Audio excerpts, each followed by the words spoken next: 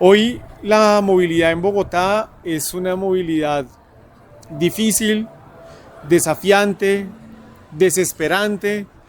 Es una movilidad en la que prima el interés individual, en la que cada uno de nosotros y de nosotras está tratando de abrirse espacio a codo, ya sea en Transmilenio, ya sea en la bicicleta, sea en la moto, sea en el carro. Es una movilidad que, digamos, yo creo que no responde a lo que una ciudad como Bogotá debería tener, y desafortunadamente es el resultado de muchísimos años de malas decisiones, de mala gerencia y de haber alejado a la ciudadanía de su responsabilidad como parte de la solución en materia de movilidad. Son unos desafíos gigantescos por donde uno los mire. Primero, arranquémoslo por actores de movilidad para que sea como más fácil ordenar. El transporte público es la columna vertebral de la movilidad. Desafortunadamente no tiene una buena calidad del servicio, las frecuencias no son buenas, la seguridad no es buena, la información no es buena. Transmilenio funciona porque es rápido y porque tiene unas vías exclusivas, pero ahí le toca a uno sacrificar la comodidad y estar atento para que no lo roben. Los buses azules son los que llegan al corazón de los barrios, pero circulan por las vías comunes y corrientes donde están todos los otros actores de movilidad. Entonces pues eso está lleno de trancón. Los carros, pues el número de carros sigue aumentando en la ciudad, el número de motos sigue aumentando en la ciudad, hay una competencia por las vías, la gente siente que tiene que ir en el carro a cualquier lugar, la gente de la moto siente que tiene la autoridad para moverse y culebrear, parquearse donde sea, no respetar las señales de tránsito. La gente de las bicicletas, que es súper chévere, ¿cierto? Moverse en bicicleta es interesante, pero no hay una cultura de la bicicleta, no respetan las señales de tránsito, se suben a los andenes, van en contravía. Tenemos un problema ahí, y en la base estamos pues los peatones, y pues tratamos de guerrearnos un espacio en un espacio público que no es de buena calidad, que está invadido, que no tiene buena iluminación, que no tiene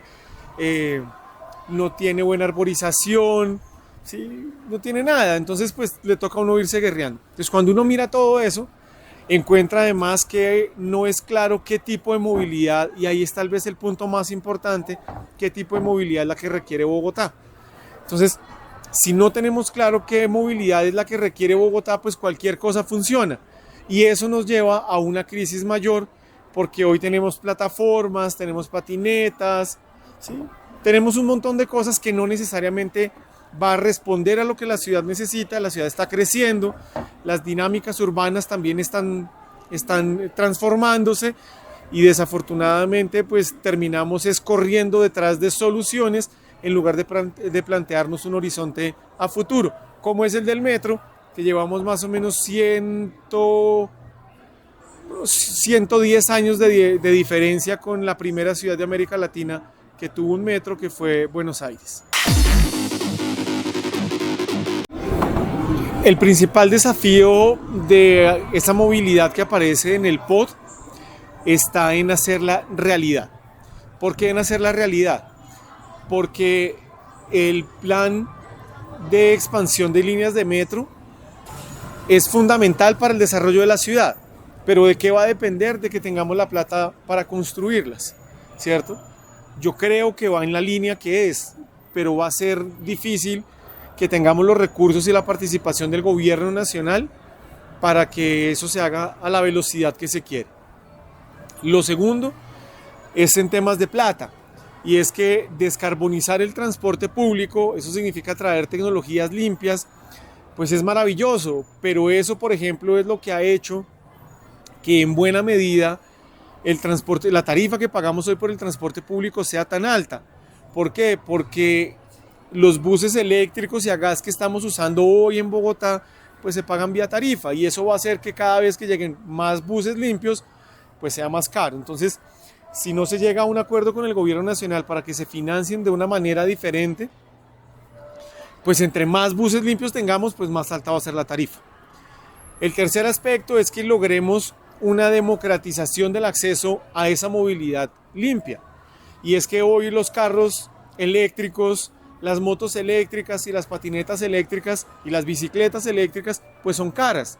Entonces muy pocas personas tienen acceso a ese tipo de tecnología, con lo cual vamos a tener durante muchos años quema de combustible fósil, a no ser que se generen unos incentivos lo suficientemente poderosos para la industria, para los consumidores, para que den ese salto tecnológico. Por ejemplo, es fundamental que tengamos cada vez más electrolineras a lo largo y ancho de la ciudad, para que quien tenga esa tecnología pues tenga como recargar su vehículo y no vaya a terminar varado en cualquier lugar.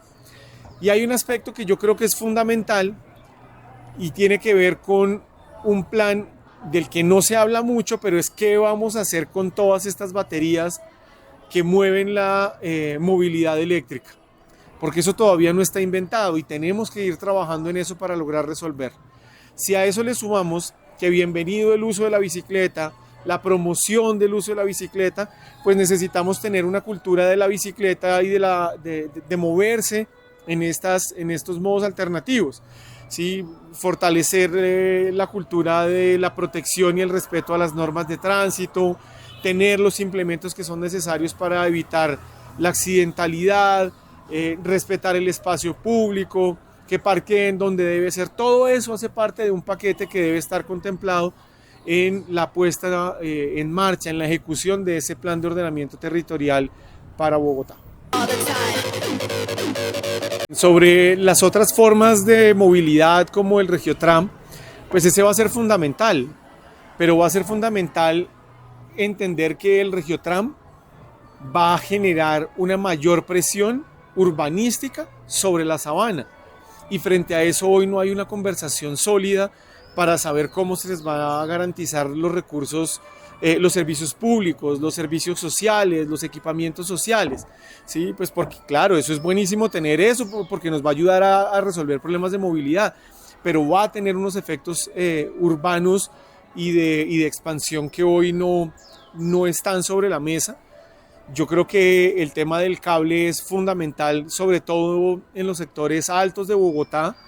Eso tiene que estar asociado a un urbanismo que integre las pilonas sobre las cuales está sosteniéndose el cable, para que interactúen con la ciudadanía, ¿cierto? Que casi que la parte terrestre de los cables tenga una intervención para que haya no sé, espacio público, ciclorrutas, alamedas, que tengan también, por ejemplo, comercio popular, que tengan expresiones artísticas, para que ese sea un eje de transformación y al mismo tiempo de cohesión social. Frente al río Bogotá, pues sería maravilloso. Ojalá que eso pueda funcionar. Ojalá que el distrito vaya a la delantera de eso y no termine siendo un dolor de cabeza como los bicitaxis o los mototaxis, que llegaron primero por necesidad y cuando el Estado llegó pues ya era tarde. Ojalá que eso se pueda hacer, pero todo está asociado nuevamente a esa pregunta: ¿qué tipo de movilidad es la que vamos a tener?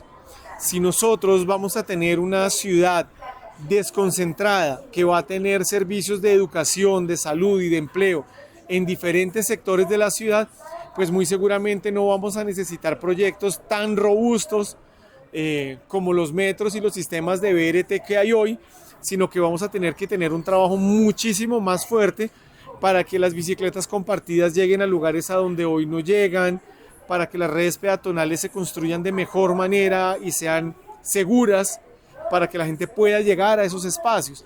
Pero es clave que esa conversación se dé, y muy seguramente se va a empezar a dar en esta administración y en las que vienen.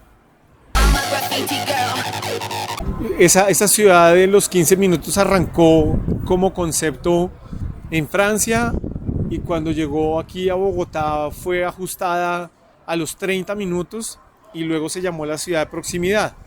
Esa ciudad de proximidad yo creo que es una idea muy interesante. El desafío fundamental es cómo la voy a hacer realidad, y le voy a dar 2 o 3 ejemplos.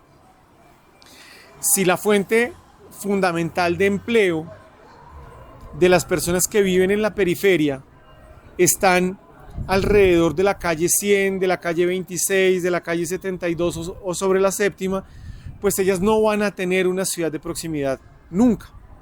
El esfuerzo fundamental de la ciudad es cómo logramos desconcentrar el trabajo, pero al mismo tiempo cómo hacemos para que ciertas actividades puedan tener mano de obra que viva en esos sectores.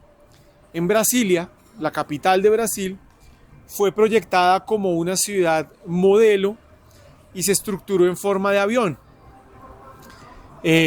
con colegios, con comercio, con sector administrativo, pues porque ahí está el Palacio Presidencial, el Congreso, todo eso.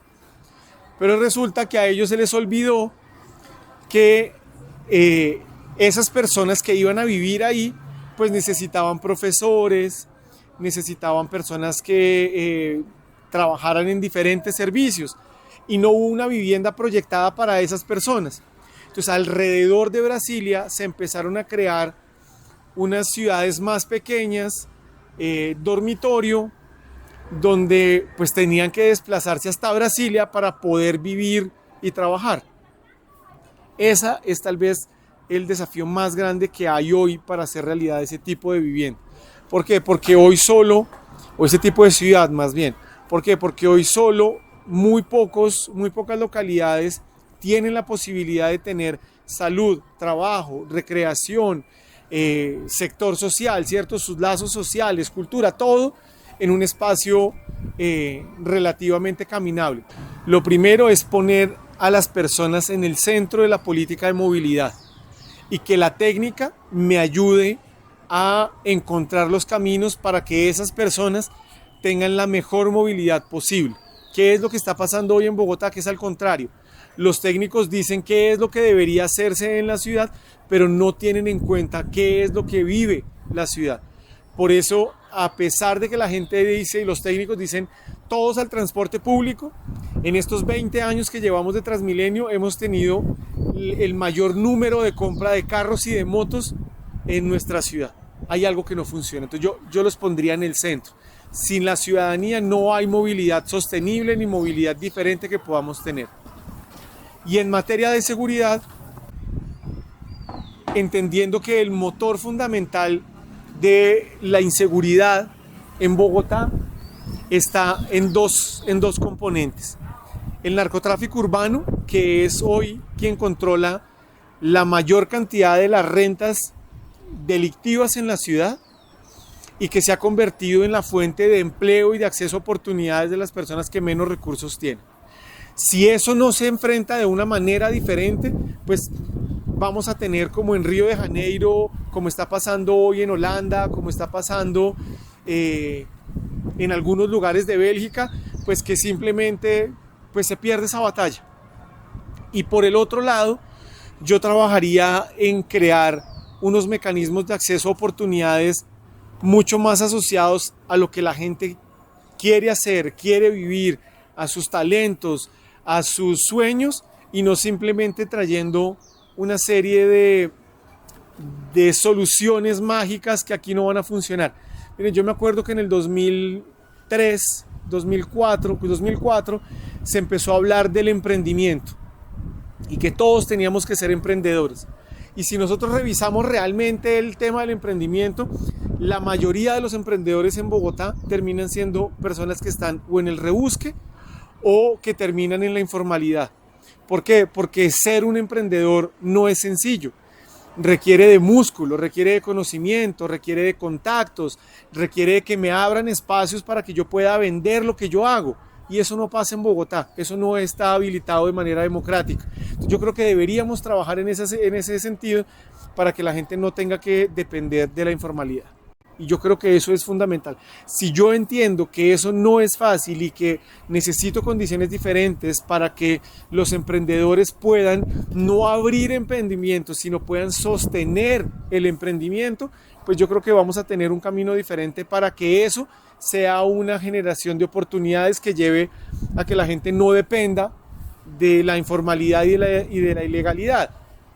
Porque además hoy tenemos un problema del que poco se habla, y es que hay un montón de personas mayores de 50 años que están en la vitalidad laboral, pero que nadie los contrata porque son viejos o porque son caros. Entonces yo creo que con ellos tenemos que seguir trabajando para evitar nuevamente que esas personas terminen llegando a esas fronteras de la ilegalidad, y pues que sean presos del gota a gota, ¿sí? de que les cobren en el espacio público por trabajar. Ese tipo de cosas tenemos que trabajarlas más.